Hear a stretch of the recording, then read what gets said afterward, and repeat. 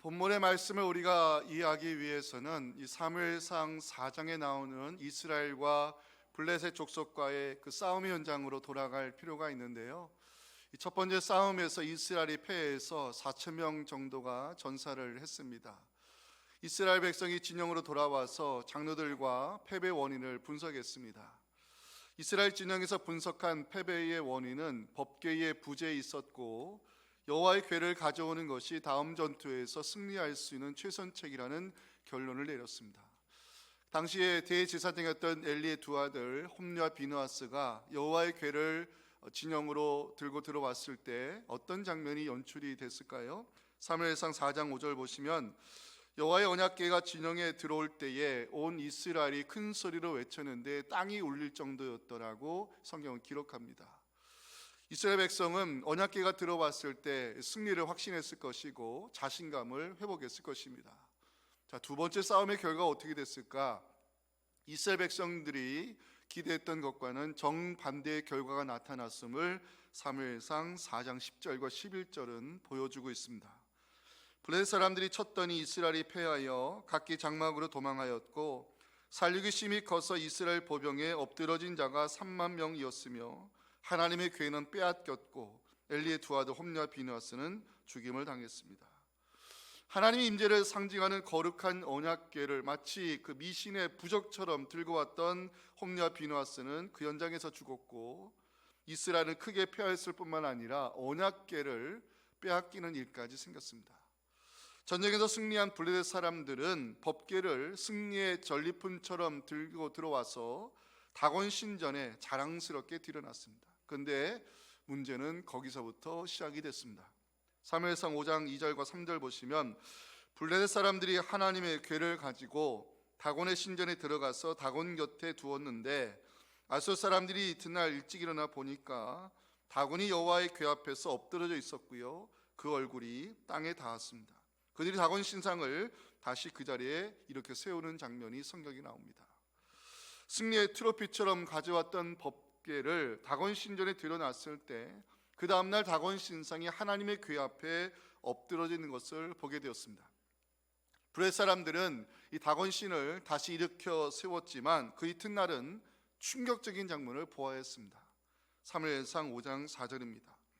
그 이튿날 아침에 그들이 일찍 일어나 본즉 다곤이 여호와의 궤 앞에서 또다시 엎드러져 얼굴이 땅에 닿았고 그 머리와 두 손목은 끊어져 문지방에 있고 다곤의 몸뚱이만 남은 것을 보게 되었습니다. 다곤 신상이 하나님의 궤 앞에 엎드려 있었을 뿐만 아니라 머리와 손목이 끊어져 있었다고 성경은 알려주고 있습니다. 다곤이라는 것은 블레셋 사람들이 숭배하는 우상인데 농경 그리고 다산을 주관하는 신으로 믿어왔습니다.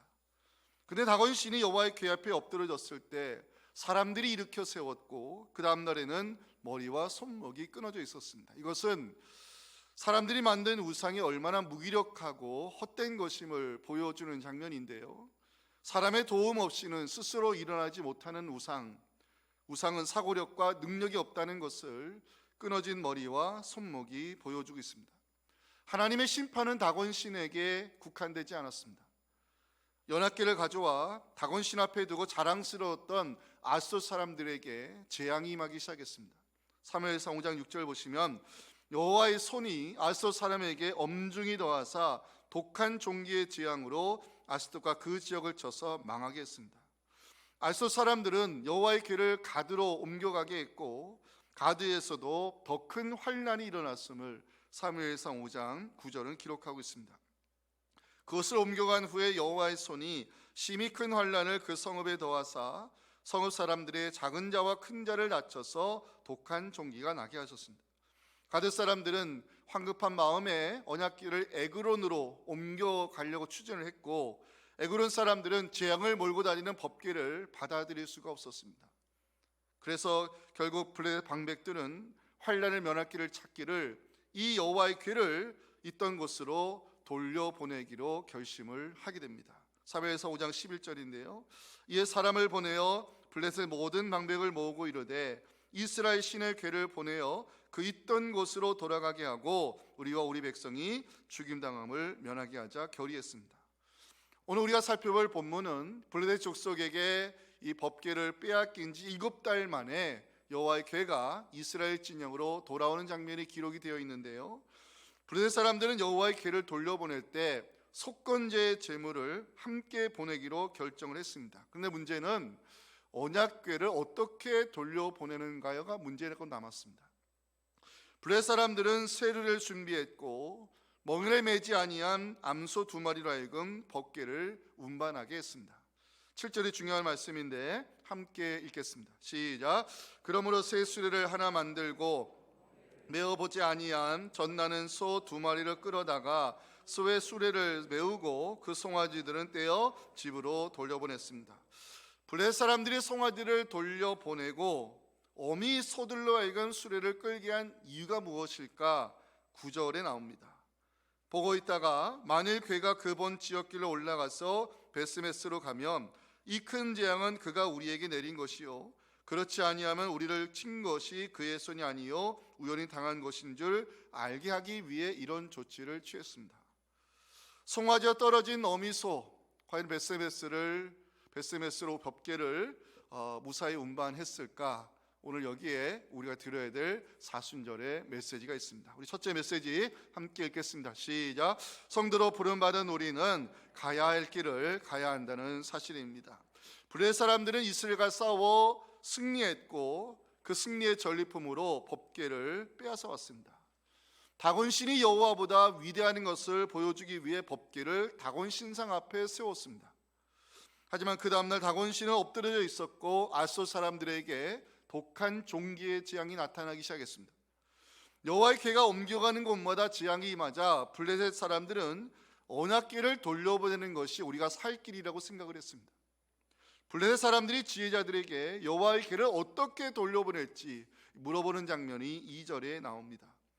블레셋 사람들이 제사장들과 복수자들을 불러서 이르되 우리가 여호와의 궤를 어떻게 할까? 그것을 어떻게 그 있던 곳으로 보낼 것인지 우리에게 가르치라 물었습니다. 블레셋의 지혜자들은 그 사람들에게 여호와의 궤를 돌려보낼 때 거저 보내지 말라고 권고했습니다. 3절 보시면 그들이 이르되 이스라엘 신의 궤를 보내려거든 거저 보내지 말고 그에게 속건제를 드려야 할지니라. 그리하면 병도 낫고 그의 손을 너희에게서 옮기지 아니한 이유도 알리라 알려주었습니다. 거저 보내지 말라는 것은 여호와의 진노를 풀어드리기 위함인데 블레셋 방백들은 방백의 수요대로 속건제 제물을 준비했습니다. 그 장면이 4절에 나옵니다. 그들이 이르되 무엇으로 그에게 드릴 속건제를 삼을까 하니 이르되 블레셋 사람의 방백의 수요대로 금 독종 5과 금쥐 5마리라 하리니 너희와 너희 통치자에게 내린 재앙이 같음이니라. 속건제의 제사가 뭐죠? 속건제는 하나님의 성물에 손을 대거나 남의 것을 훔쳤을 때 속지 않은 마음으로 드리는 제사인데 블레셋 사람들은 금 독종 5과 금쥐 5마리 형상을 준비했어요. 자, 5이라는 숫자가 연속해서 나오죠. 블레셋의 주요 성읍 아스돈, 아스글론, 가사, 에그론 그리고 가드를 가리키는 것으로 이 법궤로 인한 여호와의 재앙이 블레셋 전역을 휩쓸었기 때문입니다. 자, 여호와의 궤를 돌려보기로 결정했습니다. 하나님의 진노를 풀어드리기 위해 속건제의 제물도 준비했습니다. 그런데 문제가 남았습니다. 언약궤를 누가 어떻게 있던 곳으로 돌려보내느냐에 문제가 남았습니다. 자, 7절 말씀이 중요하다고 그랬죠. 우리 한 번 더 읽겠습니다. 시작. 그러므로 새 수레를 하나 만들고 멍에를 메어보지 아니한 젖나는 소 2마리를 끌어다가 소의 수레를 메우고 그 송아지는 떼어 집으로 돌려보내고, 자, 새 수레를 준비한다는 것, 멍에를 메어보지 아니한 소를 준비한다는 것, 거룩한 언약궤를 옮기기 위해 구별된 것을 준비했다는 면에서는 잘한 일이라 해석할 수 있습니다. 자, 그런데 여기에 블레셋 사람들의 숨겨진 의도가 있었습니다. 7절 다시 보십니다. 그냥 소가 아니라 멍에를 메어보지 아니한 젖나는 소였다라고 성경은 기록합니다. 젖나는 소라는 것은 어미소를 가리키는 표현이겠죠. 당연히 젖을 물려줘야 될 송아지들이 있었을 것입니다. 7절 마지막 보시면 그 새끼 송아지들을 떼어 집으로 돌려보내는 블레셋 사람들을 보여주고 있습니다. 어미소의 본능을 자극하는 장면입니다. 질문을 던질 수 있습니다. 새 수레를 준비하는 것까지는 좋았는데 왜 멍에를 매지 아니한 소일까? 왜 하필 전나는 어미소를 준비했을까? 새끼 송아지를 집으로 돌려보내는 이유가 무엇일까? 불가능한 상황을 만들고 싶었기 때문입니다.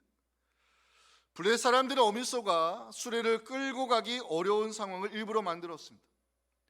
어미소로부터 떨어진 송아지들은 울기 시작했을 것입니다. 어미소들은 새끼 송아지들의 울음소리를 들으며 울었을 것입니다. 실제로 여러분들 12절 보여주실까요? 울고라는 단어가 눈에 보이시죠? 송아지들의 울음소리를 들으면서 어미소는 울며 수레를 끌고 가야 했습니다. 수레를 끌고 가는 소는 전나는 암소였습니다. 어미소의 본능을 자극하기 위해 일부러 송아지들을 집으로 떼어 돌려보냈습니다. 마지막 9절 보시면 만일 괴가 그 본 지역 길로 올라가서 베스메스로 가는 길은 평지길이 아닌 올라가는 길이었습니다. 멍에를 매지 아니한 소였습니다. 새끼들에게 젖을 물려줘야 될 어미소들이었습니다. 베스메스로 가는 길은 올라가는 언덕길이었습니다. 블레셋 사람들이 왜 이처럼 불가능한 상황을 만드는 것일까요? 여호와의 손을 인정하고 싶지 않았기 때문입니다. 9절 말씀 같이 한번 읽어볼까요? 시작. 보고 있다가 만일 괴가 그 본 지역길로 올라가서 베스메스로 가면 이 큰 재앙은 그가 우리에게 내린 것이요 그렇지 아니하면 우리를 친 것이 여호와의 손이 아니요 유월이 당한 것을 알리라. 이것 때문입니다. 과연 베스메스로 가는 어미소들은 무사히 법궤를 운반했을까? 베스메스로 가는 소를 우리가 함께 이 시간 묵상하며 우리가 가야 할 길이 어떤 길인가를 함께 알아가기 원합니다. 첫째는 사명의 길입니다. 12절 말씀이 중요한데 같이 읽어봤으면 좋겠습니다. 시작. 암소가 베스메스 길로 바로 행하여 대로로 가며 갈대에 울고 좌우로 치우치지 아니하였고 블레셋 방백들은 베스메스 경계선까지 따라갔습니다. 자, 표시해 주세요. 바로 행하여. 바로 행하여 가다는 것은 히브리어로 똑바로 가다 이런 뜻입니다. 어미소들이 수레를 끌기 시작했을 때 소리가 들려왔을 것입니다. 송아지들의 울음소리였을 것입니다. 젖을 물려줘야 될 어미소들이 새끼들과 떨어져 한 번도 매지 아니한 수레를 끌고 가야 했을 때 그 어미소들의 심정이 어땠을까요? 12절에 나오는 울고라는 단어가 모든 것을 보여주고 있지 않나 생각됩니다. 송아지들은 어미소와 떨어지는 순간부터 울었을 것이고 어미소는 송아지들의 울음소리를 들으며 울었을 것입니다. 그런데 베스메스로 가는 소는 바로 행하여 갔다라고 성경은 기록합니다. 어미소가 바로 행하여 갔다는 것은 한눈 팔지 않고 똑바로 갔다는 것을 의미합니다. 베스메스로 가는 소를 묵상하면서 성도가 가야 할 길이 있음을 깨달을 수가 있습니다. 어미소에게 주어진 사명이 있습니다. 여호와의 궤를 베스메스까지 운반하는 일이었습니다. 송아지들의 울음소리가 들려와도 어미소는 뒤를 돌아보지 않았고 묵묵히 가야 할 길을 갔다고 성경은 증거합니다. 하나님께서 우리를 성도로 부르시면은 성도가 가야 할 길이 있기 때문에 그렇습니다. 성도 여러분, 이 하나님의 부르심에는 세 번의 부르심이 있음을 명심하셨으면 좋겠습니다. 첫 번째는 구원의로의 부르심입니다. 하나님께서 우리를 창세 전부터 구원받을 자로 택하여 주시고 우리 인생 가운데에 성령을 보내주셔서 2000년 전에 일어난 예수님의 십자가 부활을 우리의 구원을 위한 사건으로 믿게 하신 것은 우리를 구원의 길로 부르셨기 때문입니다. 두 번째는 사명의 부르심이 있습니다. 사도 바울 이야기를 잠깐 하겠습니다. 사도 바울은 예루살렘으로 올라가는 길이 결박과 환난이 기다리고 있음을 성령을 통해 알게 되었습니다. 제자들이 말렸고 동역자들이 말렸습니다. 하지만 사도 바울의 의로운 고집을 꺾을 수는 없었습니다. 어떤 어려움이 와도 나는 가야 할 길을 가야 한다고 고백하는 이 사도 바울의 의지가 사도행전 20장 23절부터 24절에 나옵니다. 오직 성령이 각성해서 내게 증언하여 결박과 환난이 나를 기다린다 하시나 내가 달려갈 길과 주 예수께 받은 사명 곧 하나님의 은혜의 복음을 증언한 일을 마치려 하면은 나의 생명조차 조금도 귀한 것을 여기지 아니한다고 사도 바울은 고백했습니다. 가야 할 길을 가는 것이 왜 중요한지 아십니까? 사명의 길을 가는 자를 통해서 하나님의 선하신 뜻이 이루어지기 때문입니다. 예루살렘으로 가는 길에 결박과 환난이 기다리고 있음을 알면서도 나는 가야 할 길을 가야겠다고 의로운 길을 가는 사도 바울을 향해서 제자들과 동역자들이 이렇게 기도해 주었습니다. 사도행전 21장 14절 말씀 띄워주시면 가야 할 길을 가는 사명의 길을 가는 사도 바울을 통해서 주의 뜻이 이루어지기를 제자들과 동역자들이 기도해 주었습니다. 가야 할 길을 가는 것이 왜 중요한가? 사명의 길을 가는 사람을 하나님이 기쁨의 통로로 사용하시기 때문입니다. 어미소들이 뒤를 돌아보지 아니하고 가야 할 길을 갔을 때 여호와의 개는 이스라엘 진영으로 돌아올 수 있었고요, 베스메스 사람들은 기뻐했습니다. 그 장면이 13절에 나오는데 함께 읽겠습니다. 시작. 베스메스 사람들이 골짜기에서 밀을 베다가 눈을 들어 개를 보고 그것을 기뻐했습니다. 사명의 길을 간다는 것 멋지게 들리지만 말처럼 쉬운 거 아닙니다. 12절을 다시 한번 봐주실까요? 베스메스로 가는 소는 울면서 그 길을 갔다고 성경은 기록합니다. 사명의 길을 간다는 것이 멋지게는 보이지만 말처럼 쉬운 길은 아닙니다. 눈물이 있어야 되고 희생이 필요합니다. 외로운 길이고 알아주지 않는 길이며 그 길을 간다 해서 누가 인정해 주지 않습니다. 그럼에도 성도로 부름하는 우리는 가야 할 길을 가야 한다고 성경은 말씀합니다. 사명의 길을 가는 사람을 하나님은 십자가의 전달대로 사용하셔서 많은 사람들을 구원의 길로 인도하시기 때문에 부름받은 우리는 사명의 길을 가야 하는 이유가 여기 있는 것입니다. 마지막 세 번째는 영원한 안식애로의 부르심이 있습니다. 사명의 길을 걸어가는 사람들, 언젠가 하나님께서 부르실 때가 있습니다.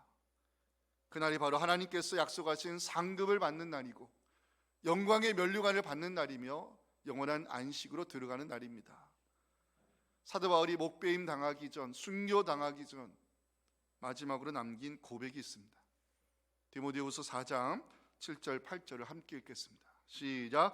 나는 선한 싸움을 싸우고 나의 달려갈 길을 마치고 믿음을 지켰으니 이제후로는 나를 위하여 의의 면류관이 예비되었으므로 주 곧 의로우신 재판장이 그날에 내게 주실 것이며 내게만 아니라 주의 나타나심을 사모하는 모든 자에게 도니라. 아멘. 사랑하는 성도 여러분, 이 사순절 기간 부족한 나를 구원의 길로 불러주신 하나님께 감사드리시기 바랍니다. 아무 자격 없는 우리에게 직분자의 옷을 입혀주시고 주의 몸된 교회를 섬길 수 있는 사명자로 세워주심에 감사하시기 바랍니다.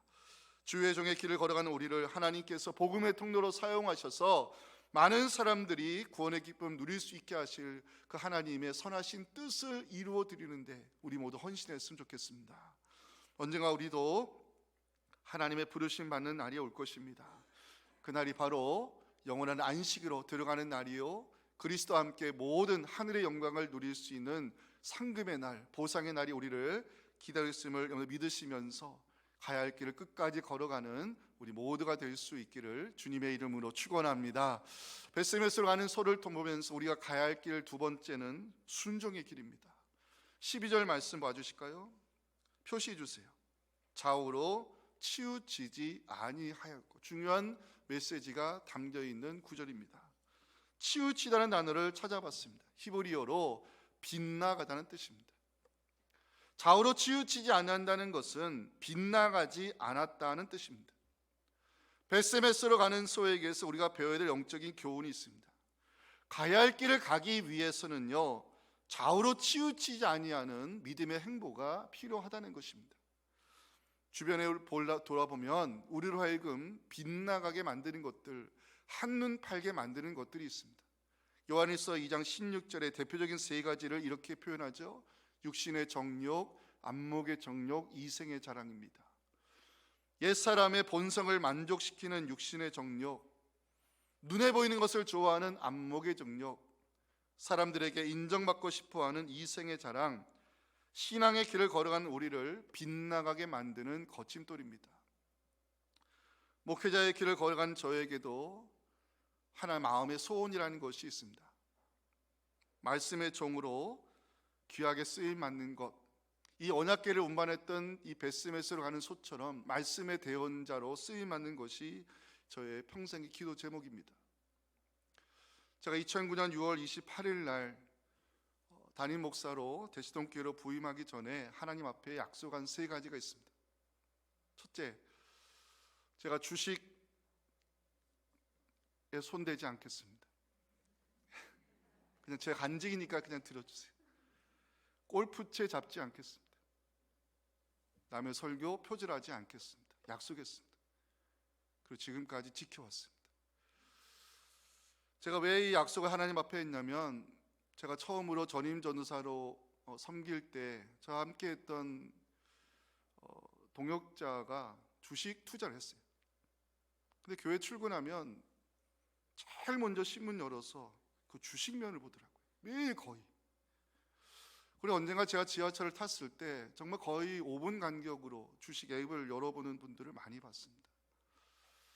말씀의 종으로 쓰임받아야 할 제가 주식 앱 열어서 시세 파악하고 시비로 그렇게 삶을 보낸다면 어찌 제가 말씀을 깊이 묵상할 수 있겠습니까?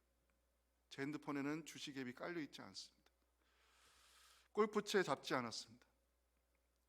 강남시장 목사님들이 가끔 연락 옵니다. 자리 하나 남은데 오겠냐고. 한 번도 가지 않았습니다. 물론 미국에서 있을 때는 3개월 정도 쳐봤습니다.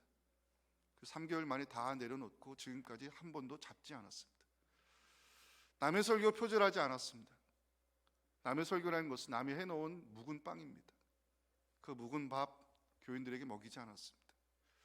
제가 이것을 간증하는 이유가 있습니다. 오해하지 말 것은 주식이나 골프가 나쁘다는 것이 아닙니다.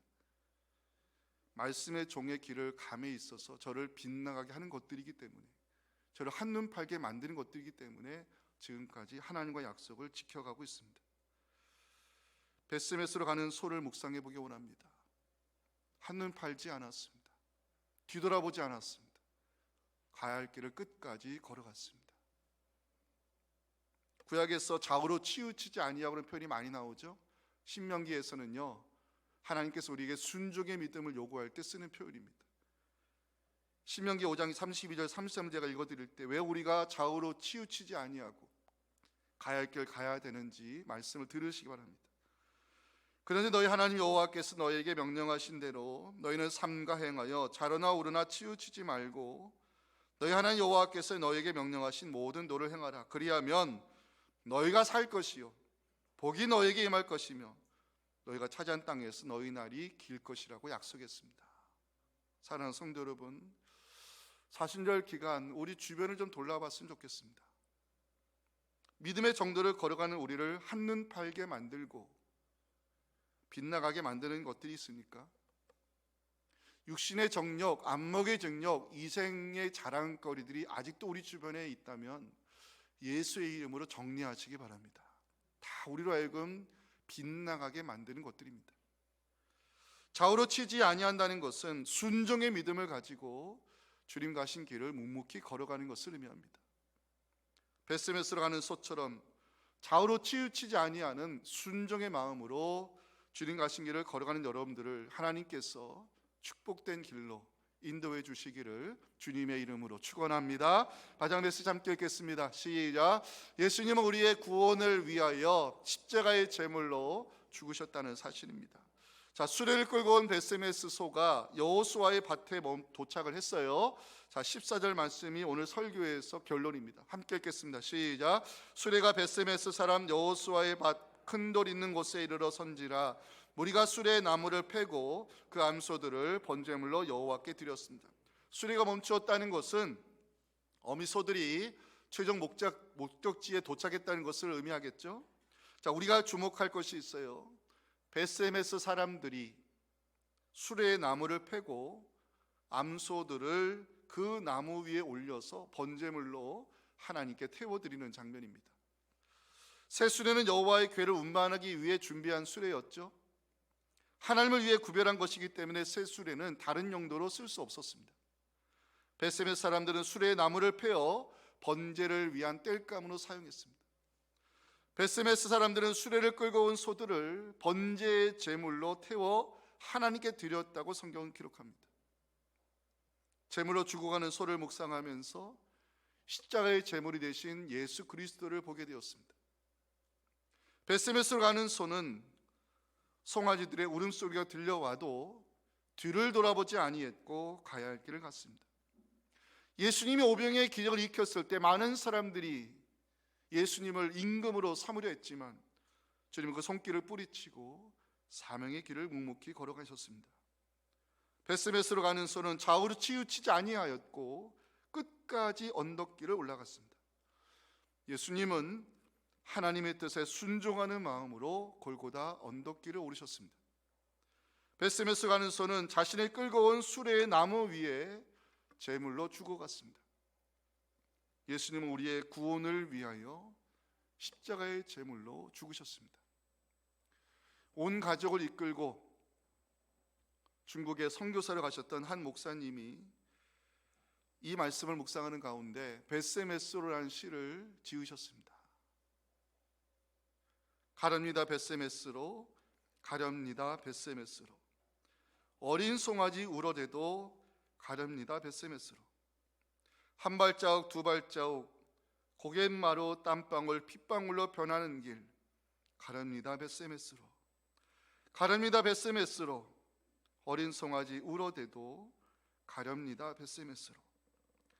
저는 너를 바라보며 그날의 영광 바라보며 어린 송아지 울어대도 가렵니다 벳세메스로. 사랑하는 성도 여러분, 벳세메스로 가는 소를 통해서 하나님 우리에게 사명의 길, 좌우로 치우치지 아니하는 순종의 길을 끝까지 걸으라고 말씀하고 있습니다. 그 길 끝에 영생이 있고 그 길 끝에 영광의 면류관이 있으며 그 길 끝에서 우리를 기다리시는 주님이 함께 하실 것입니다. 수레를 끌고 와 그 펴어진 나무 위에서 자신의 모든 것을 태웠던 벳세메스 소는 바로 십자가의 제물로 죽으신 예수 그리스도를 보여주고 있습니다. 이 사순절 기간 우리의 구원을 위해서 십자가에서 모든 걸 쏟아주신 그 주님을 다시 한번 우리 마음속 깊이 새기며 주님 가신 사명의 길, 순종의 길을 끝까지 걸어가는 우리 모두가 될 수 있기를 주님의 이름으로 축원합니다.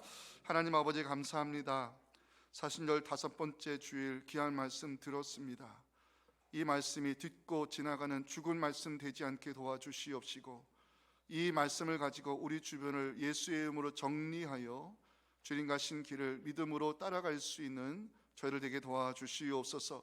벳세메스로 갔던 소처럼 좌우로 치우치지 아니할 수 있는 믿음 주셔서 사명의 길, 순종의 길을 끝까지 걸어가는 우리를 통해서 예수 그리스도가 증거되게 도와주시옵시고 하나님의 기쁨된 존재로 살아가는 우리 모두 되게 하여 주시옵소서.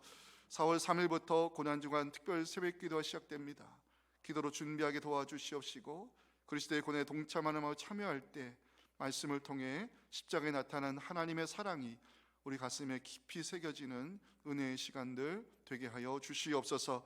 말씀을 준비하는 저를 성령께서 지켜주셔서 말씀의 대언자로 사용해 주시고 말씀을 준비할 때 어떤 악한 영들도 저를 넘어뜨리지 못하도록 지켜주셔서 말씀의 종으로 쓰임받을 때 우리 교회가 하나님의 말씀이 살아있고 기도가 살아있는 귀한 교회로 세워지게 하여 주시옵소서. 예수님의 이름으로 기도하옵나이다. 아멘. 지금은 우리의 구원을 위해서 십자가의 제물로 죽으신 우리 구 예수님의 은혜와 하나님 아버지의 말로 할 수 없는 사랑과 성령의 동행하심이 오늘 사순절 5번째 주일 주신 말씀 가지고 이 말씀을 다시 한번 우리의 믿음을 돌아보며 내 주변에 나로 하여금 빗나가게 만드는 것들을 예수의 이름으로 정리하여 주님 가신 그 길을 믿음으로 따라가기 원하는 우리 사랑하는 모든 성도들의 그 귀한 믿음의 여정과 자녀들의 신앙과 우리 섬기는 교회 위에 지금부터 영원토록 함께 하시기를 간절히 축원하옵나이다. 아멘.